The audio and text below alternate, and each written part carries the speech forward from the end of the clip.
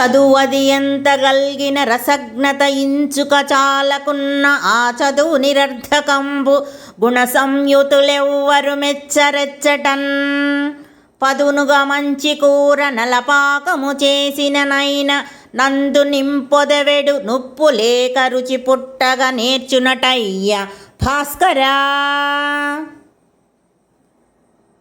భాస్కర శతకములోనిది పద్యము. భాస్కర శతకాన్ని మారద వెంకయ్య కవి వ్రాశాడు.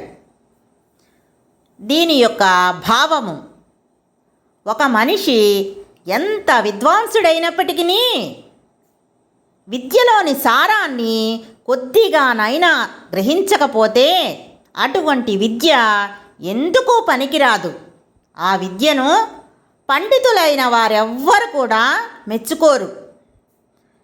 నలమహారాజులాగా వంట అద్భుతంగా చేసినప్పటికీ అందులో ఉప్పు వేయకపోతే ఆ కూరకు రుచి కలగదు కదా. చేసే పనిని సక్రమంగా చేయాలి.